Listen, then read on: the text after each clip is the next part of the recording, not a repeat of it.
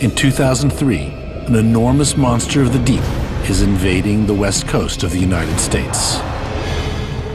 The numbers are so huge, these aliens are washing up on the beaches. I've never seen this type of squid washing up like that. Cannibals of the deep, they're hunting down fish off the coast in packs like wolves. They're clearly generalists. They'll eat whatever's in front of them. Fishermen in California are concerned for their catch, as these red devils are phenomenal predators with sharp, parrot-like beaks and thousands of teeth in each of their suckers. They're attacking other fish. They're even attacking birds. They even attack themselves. But where are these alien invaders coming from? And what has made this expansion possible?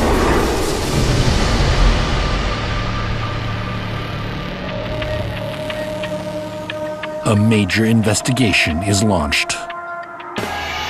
John Field from the National Oceanic and Atmospheric Administration has been studying squid for 5 years. He begins to search for answers. So the normal range of the Humboldt squid is from South America in the Humboldt Current off of Peru and northern Chile, out into the equatorial Pacific, and then up into the coastal waters of Mexico. So when the squid really did start turning up in numbers, it really sent kind of shocks. These were record range expansions that we really hadn't seen historically.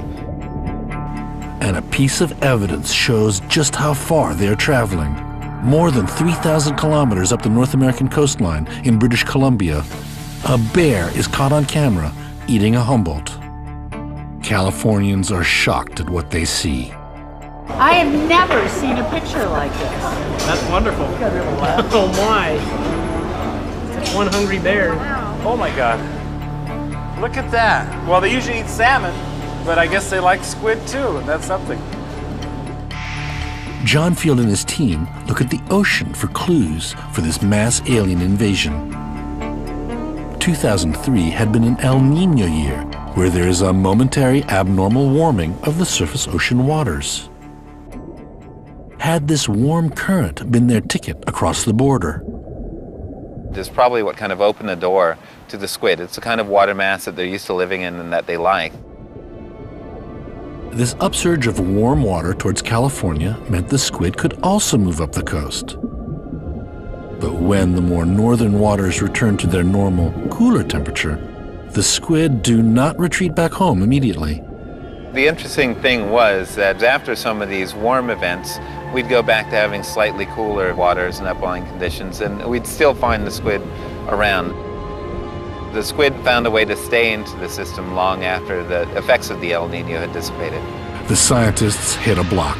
Had the squid evolved from a warm water species to a cold water species? It's a mystery that we're trying to figure out. We're trying to understand what is it about these animals that makes them so adaptable that they can tolerate this wide range of conditions. Did the answer lie deeper in the ocean? Julie Stewart from Stanford University is tagging squid, hoping to find some answers for this mysterious expansion of the Humboldt. So this is one of these satellite tags that we put on the squid. I tag the squid back here at the back of the fin, as close to this sort of midline. So the tag has several sensors in it. One is for pressure, which will translate into the depth that the squid is swimming. And then there's also a temperature sensor in here. Julie is hoping to pinpoint what's driving the Humboldt squid invasion by tracking their movements through the water, both horizontally and vertically. But if you want to tag a squid, the first challenge is actually catching one. Coming out for squid today as well. Tom Atouche, a local sports fisherman, is one of California's top squid catchers. Okay, we can expect to have a pretty good day today. He helps the team with the tagging. Fishing for Humboldt squid is an adventure. They're pulling the whole time, and it comes in strong bursts since they are using jet propulsion. It's a lot of work to pull them up from deep, and sometimes they are able to get away right at the last second. Several Humboldt squid are tagged by Julie and the team. Once deployed, the tags remain on the squid for 2.5 weeks. And as the information from the tags start to come in, the results are shocking.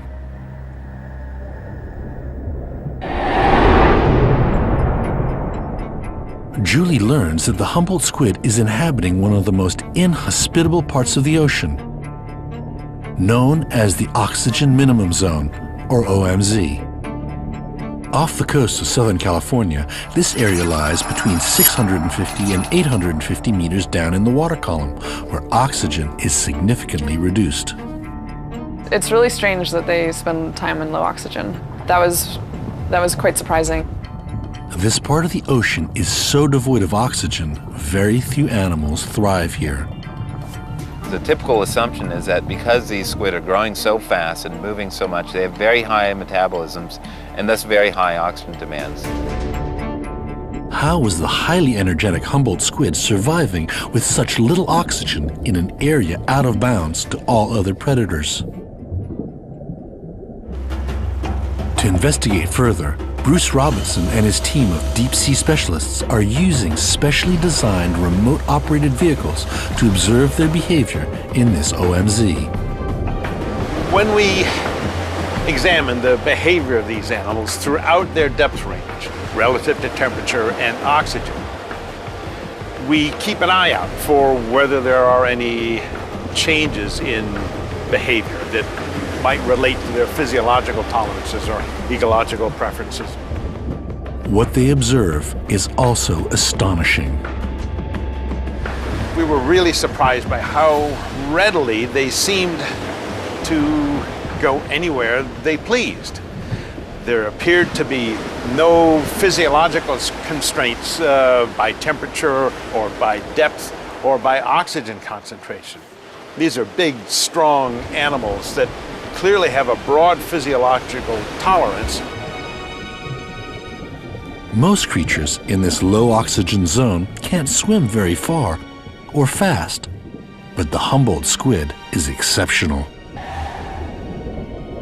They'll do things that seem to relate to a high metabolic demand and a high oxygen demand. So when they're doing that, they're building up an oxygen deficit, and they must have some kind of oxygen credit card that allows them to metabolize and maintain that high energy activity while they're in that very low oxygen water. And one part of their anatomy in particular seems to be helping their survival in the oxygen minimum zone. These are the gills of the squid. They're very large gills. The squid have high metabolic demands. They consume a lot of oxygen, so they want a large gill surface area. They need to be as effective as they can at pulling oxygen out of the water at that area. At the same time, we know that they're also very effective at slowing down their metabolism so that they consume less oxygen. They're able to maintain themselves in that environment. So it seems their physiology is enabling them to survive with little oxygen and thrive in an environment where their competitors can't. But how are all these factors facilitating this mass invasion? As the team put the pieces of the investigation together, they find that the survival of the squid in this low oxygen zone may in fact be the key to their astonishing expansion. Squid like to spend time in this oxygen minimum layer, but we also know that the oxygen minimum layer is expanding. So what that represents is the expansion of the habitat that's available for these animals. The oxygen minimum zone is expanding both north and south along the U.S. coastline due to climate trends. And as the Humboldt squid dominate this zone, as it spreads, so do the squid. The scientists seem to have figured out how the squid are moving up the coastline, but they now need to find out what impact this invasion is having. A worrying piece of the puzzle for this Humboldt squid invasion is the rate at which they can reproduce. One adult female could have up to 32 million eggs. And those animals will grow to a very large size in less than a year. So there's a really extreme potential for the squid to respond very rapidly to shifts in climate. And they also have an extremely rapid growth rate. They grow from the size of a grain of rice to almost 2 meters in length and weigh up to 50 kilograms in just 2 years. And this means they have an endless appetite. Just this incredible metabolism that needs a lot of fuel. They have to eat a lot. They eat 5 to 10% of their body weight a day, which is the equivalent of us going to McDonald's and eating 40 to 60 quarter pounders in a sitting. And the bigger they become, the more food they need to eat. So this voracious appetite is a huge concern. The team needs to find out what their new Californian diet consists of. What are they eating? Are they eating things that are commercially important, that are ecologically important? Are they competing with other animals? We were very interested in how long they were going to stick around, what impact they'd have on the rest of the community, and what it meant for the whole ecosystem off the coast here. Since the Humboldt squid began their invasion both north and south along the west coast of North America, there is deep concern among the thousands of fishermen whose lives depend on the survival of the Californian fisheries. In Chile, the invasion is already decimating the hake fisheries. Fishermen in California are worried their catch will be next on the Humboldt squid's menu. Concerned by this, John Field continues to investigate what the impact of the squid will be in California. So the squid have 8 arms and 2 feeding tentacles. So the feeding tentacles have dozens of these round sucker rings. Each one has a little chitinous ring in it and has a couple dozen teeth. So altogether, the squid is going to have literally thousands of teeth. So once they've got hold of something, they usually don't let go. And it reaches out with these feeding tentacles and with the other arms to grab prey and bring it towards its beak, which is its mouth, which is right in here around the buccal mass. The beak is very sharp, it's very solid, and it's very effective at ripping fish and other squid and whatever it's eating up into very small bits. So when it grabs on to something it wants to eat, it's not going to let go. It's going to be holding onto it with literally hundreds of teeth. But to find out exactly what they are eating, John needs to look into their stomach. So this is a stomach right here. We're going to go ahead and cut this part out so we can take a look at what it's eating. We're going to slice the stomach open. We're going to rinse out the contents to see what we see inside here. The stomach contents are examined under the microscope. The results are worrying. It seems the Humboldt squid has a taste for many commercial fish species, like sardines, anchovies, rockfish, hake, and even their cousins, the market squid. What these things have in common is these are the targets of some of the biggest fisheries on the West Coast. So we know that their diet overlaps considerably with what our fishermen like to go out and catch. And so that's led us to have some concerns about what the impact of this range expansion could have on the marine environment and on marine fisheries.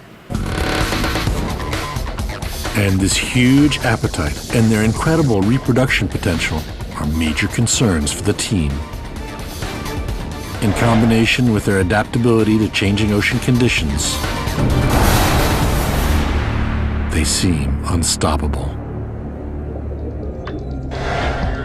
So many of the other animals that we study have either narrowly defined depth limits or narrowly defined food constraints, or their oxygen tolerances are very restrictive.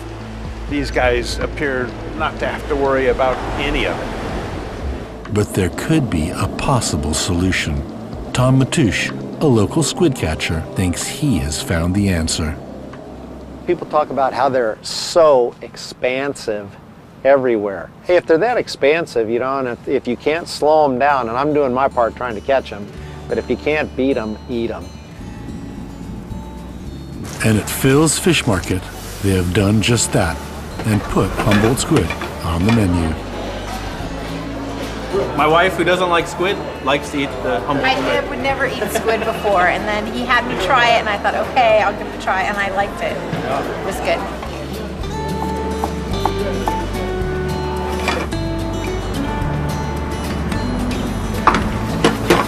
Well, the Humboldt squid The only thing I think that'll stop them from eating up all our fish stocks is that us as humans start eating the Humboldt squid, and we'll keep them down to the right size, and we'll have plenty of fish for everybody. Here we go. A Humboldt squid fishery in California could indeed be a viable solution to stem its invasion, but a greater understanding of our oceans is also essential. In terms of making them go away, I doubt that we can do that, at least on purpose.